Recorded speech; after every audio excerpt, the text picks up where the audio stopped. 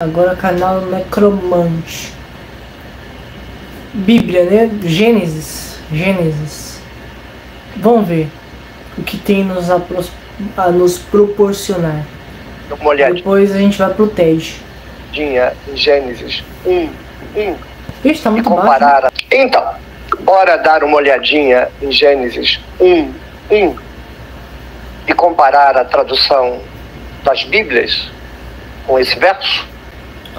É um verso de entrada da Bíblia, é um verso muito conhecido, mas é um verso, no meu modo de entender, sistematicamente traduzido errado. Errado aí por minha conta. Uma ou outra Bíblia católica traduz como eu vou sugerir, mas a esmagadora maioria traduz diferente e eu considero que traduz errado. Como a pesquisa não é democrática, o resultado não se decide pelo voto, não vamos partir do pressuposto.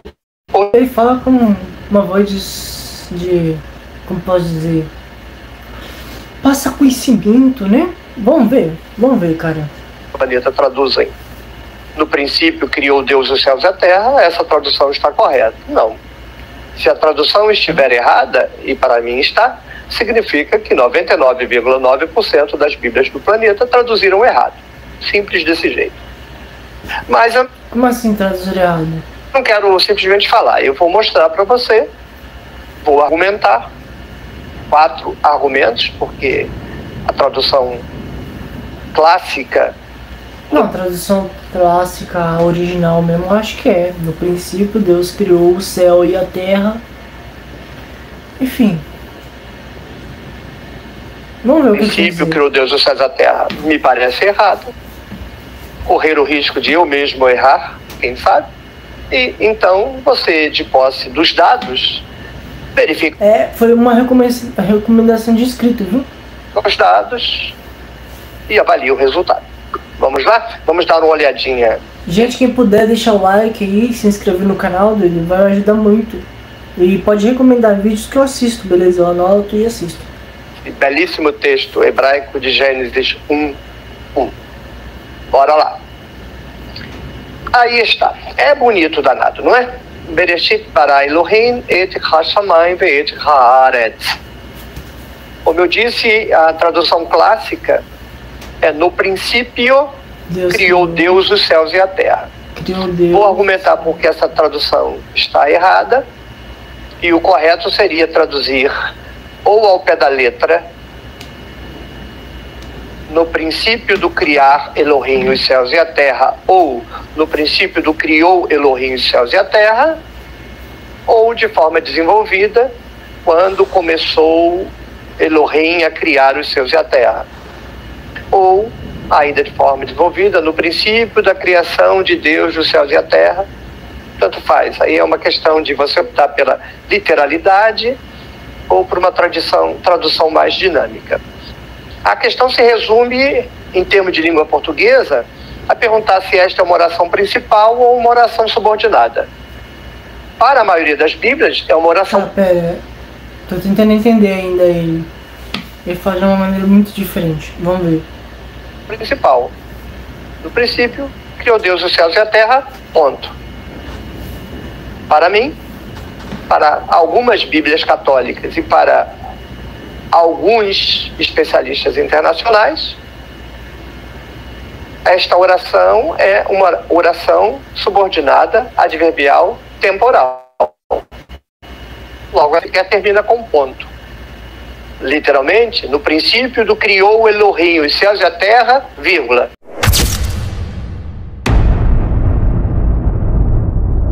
Aí o que ocorre depois da vírgula? A frase tem uma continuação até que apareça a oração principal. Vamos aos argumentos. Por que essa tradução está errada? Primeiro argumento. Essa expressão reshit, ela tem esse formato quando se encontra no estado construtor. É bom explicar mesmo. Porque só com provas que tu vai conseguir me convencer. mas também tem esse formato quando ela se encontra no estado absoluto. Então aí ela está no estado absoluto ou no estado construto. Se a gente isolar a preposição, aquela primeira consoante, B, antes de reshit, a gente ficaria em dúvida. E poderia resolver a dúvida, ou pelo menos confirmar a possibilidade da consideração de reshit como construto, olhando na sua própria Bíblia. O seu tradutor sabe disso, que reshit pode expressar um estado construto da palavra. Vou apresentar para você 4 casos, bastam 4. Há mais de 30 da Bíblia, mas vamos olhar 4 casos que atestam isso. Eu não vou apresentar para você o texto, vou apenas mencionar as ocorrências e você checa na sua Bíblia se você quiser, tá bom? Vamos lá. Você sabia que o tradutor... Se você quiser, tá bom? Ah, tá, beleza. Então eu vou pegar uma Bíblia aqui. Calma aí. Agora o negócio ficou sério.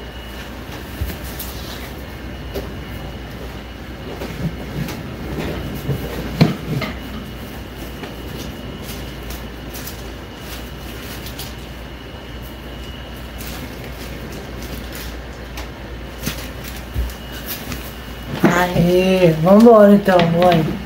Vamos entrar no jogo aqui. Vamos tentar entender. Vamos lá. Primeira ocorrência aqui.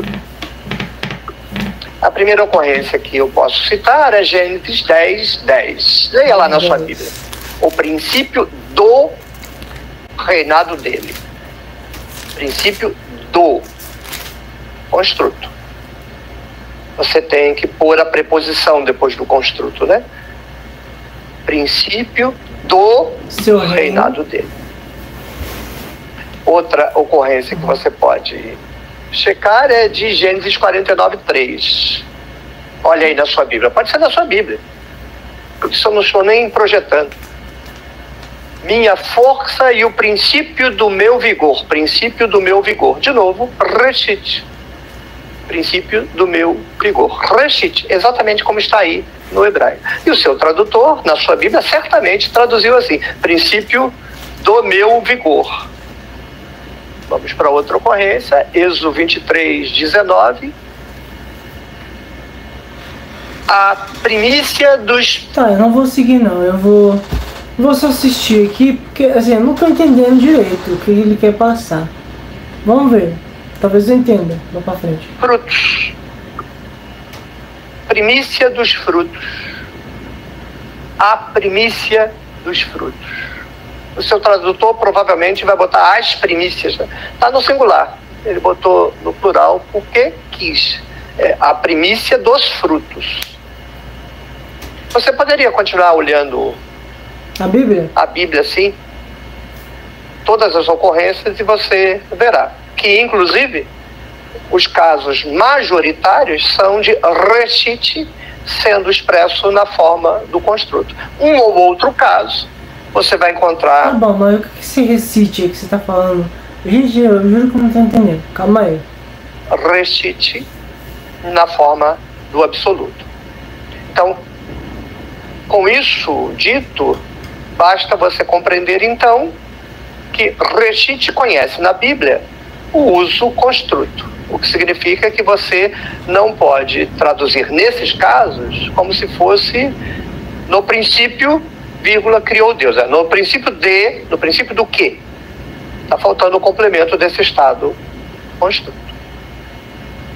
Vamos para o segundo argumento. Pô, mas o que ele é? Ele é...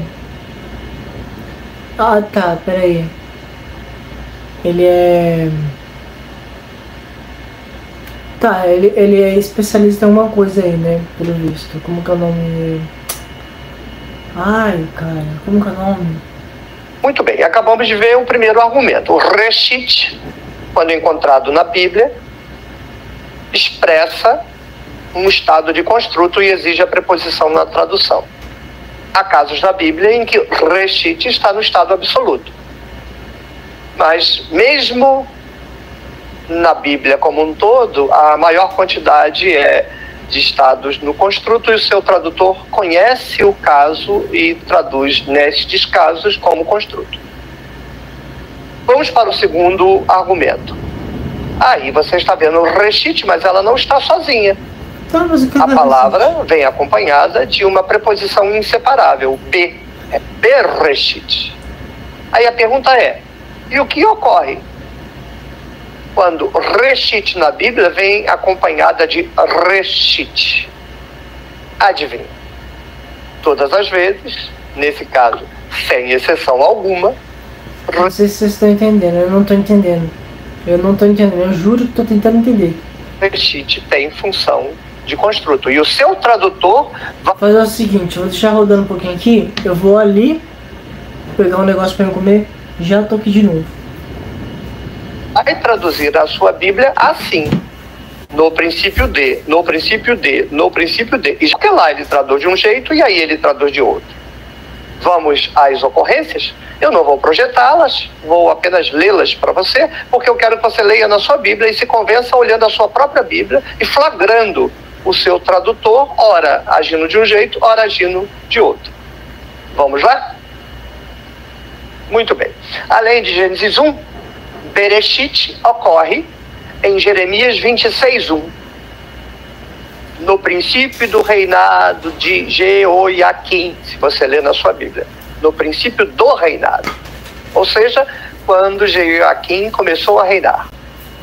Também, Jeremias 27:1. No princípio do reinado de Jeoiaquim, de novo. Oração subordinada, adverbial, temporal. Também Jeremias 28:1. E sucedeu no mesmo ano, no princípio do reinado de Zedequias, no princípio do, não no princípio. E a última ocorrência, também em Jeremias 49:34, veja aí na sua Bíblia, no princípio do reinado de Zedequias. Curioso, não é curioso? 5 ocorrências na Bíblia. Na primeira, o seu tradutor traduz como sendo uma ocorrência absoluta da palavra, mesmo tendo a preposição. E em todas as outras ele sabe que com preposição o estado é construto. Aí a pergunta é, por que em Gênesis 1 ele traduz de um jeito e em todas as outras passagens ele traduz de outro jeito? Vamos para mais um argumento? Na sua tela agora está projetado outro texto hebraico. Gênesis, capítulo 2, verso 4b. Ou seja, a metade do versículo 4 de Gênesis 2. Beyom asot yirva Elohim eretz ve-shamayim. No dia do fazer Elohim, Yahvé, Elohim, terra e céu. Veja. No dia do fazer Elohim, os céus, terra e céus. No dia do fazer. A estrutura é literalmente a mesma de Gênesis 1. Você tem uma preposição, B. Você tem um termo. Você já estava vendo. Tem muitos nomes de Deus, né? Jeová, Elohim.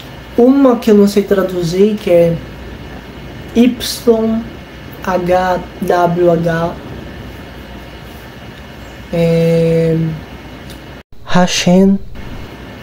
Enfim, tem muito, cara.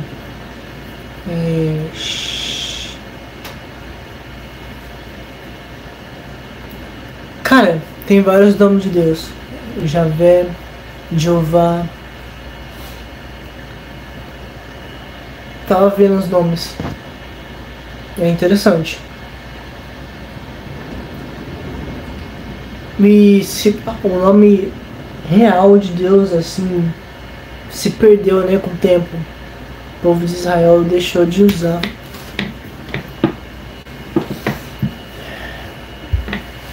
Os hebreus decidiram não usar o nome verdadeiro. por medo, né? Enfim. É interessante, é interessante. Aqui eu tô tentando entender o que ele quer dizer, mas é por causa dessas linguagens. Ele lê nas linguagens hebraicas e fica meio confuso, e aí ele tá falando uma palavra meio estranha. Enfim, me ajuda aí, o moço que me recomendou. Ação temporal, lá, princípio, aí dia, e você tem um verbo, lá criar, aí fazer. Aí, aqui em Gênesis 2:4b, indiscutivelmente, oração subordinada, adverbial, temporal, reduzida de infinitivo. Pode consultar a sua gramática. Como a gente cancelaria a redução sintática? Vertendo para uma frase desenvolvida, usando então uma conjunção temporal. Quando Yahvé Elohim começou a fazer terra e céus, quando começou a fazer, aí não está dizendo que Elohim fez terra e céus, está dizendo que quando ele começou a fazer, no dia em que ele fez, entende? A cláusula da narrativa de criação de Gênesis 2:3 é temporal. Vamos olhar para Gênesis 1. A cláusula é temporal. Nós temos duas narrativas de criação na Bíblia hebraica, e nas duas narrativas o começo é a cláusula temporal, não é a oração principal. A tradução de Gênesis 1 como no princípio criou Deus os céus e a terra é uma tradução errada, forçada por uma compreensão teológica equivocada, inclusive do texto. Vamos para mais um argumento? Vamos para um argumento de caráter cultural. Israel está cercado por povos, Israel e Judá, que também têm as suas narrativas de criação, as suas cosmogonias. Pode ser. Assim, pode ser que... Não tô falando que ele tá mentindo, não tá mentindo. Pode ser que ele tá falando a verdade, né? Realmente essa pode ser a tradução. É porque tiveram muitas traduções, né? Durante o tempo. A original a gente não sabe. São muitas traduções diferentes e tem umas bem... Enfim. Em todas as narrativas de criação do mundo em torno do Mediterrâneo, em todos, o começo é uma cláusula. Mas se eu não me engano é alguma coisa, né?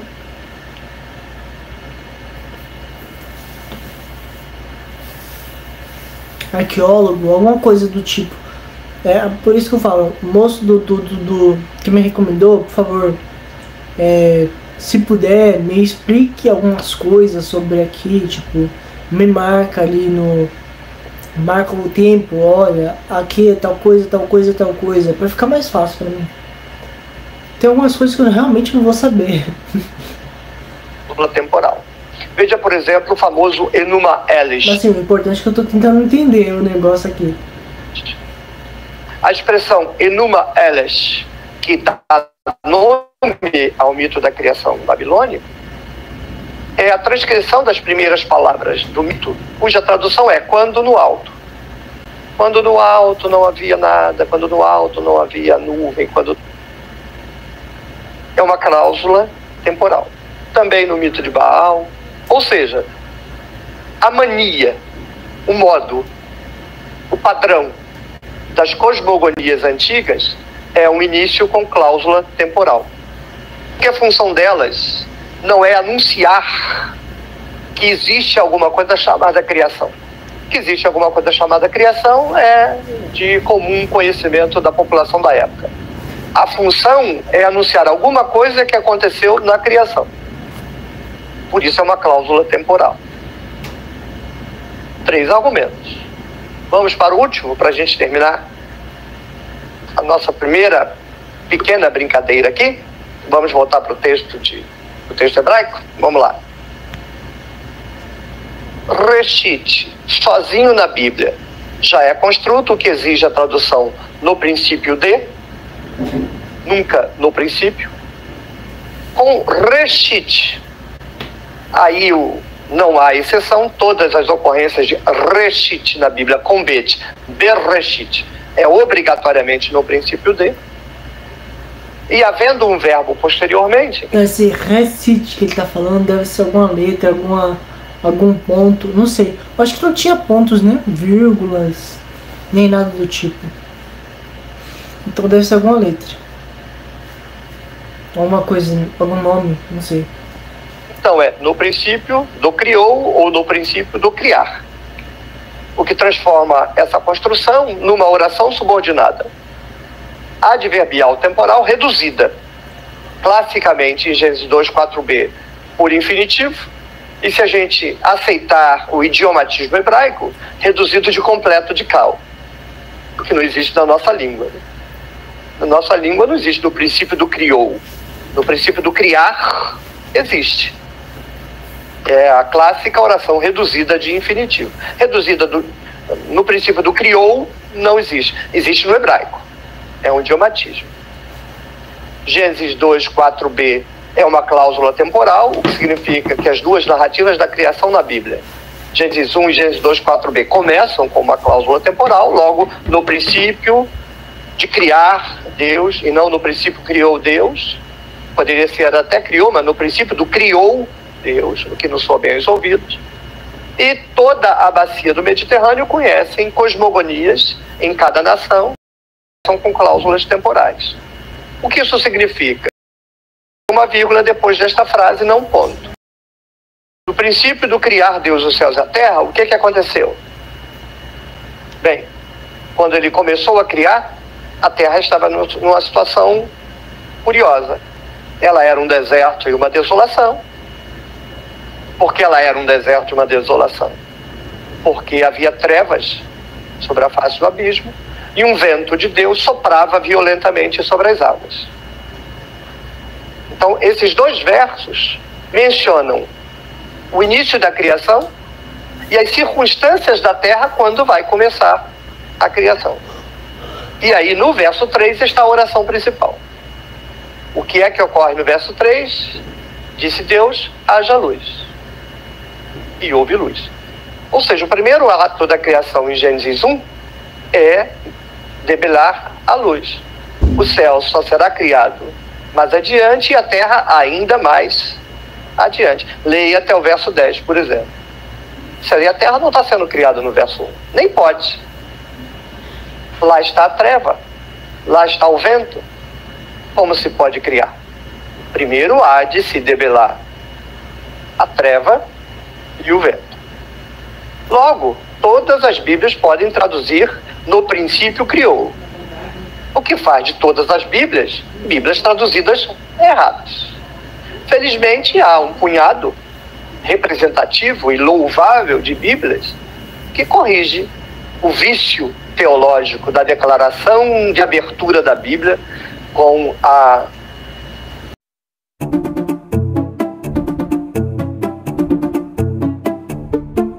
falando de absolutamente nada que a teologia informa, como criação do universo, nada disso. É a criação de Jerusalém, como você pode ler em Isaías 65, 18 e 19. Isso, se o seu tradutor não traduzir errado de novo. Vamos encerrar então? Encerremos. Vamos lembrar do que eu digo. Se você não checa o hebraico, a probabilidade de você ter lido a Bíblia alguma vez é muito remota. Todas as pessoas que em toda a sua vida só leram Almeida... o hebraico eu não sei mesmo não. No que diz respeito a Gênesis 1, nunca leram a Bíblia. Leram uma tradução, e nesse caso, uma tradução errada. Tchau, tchau.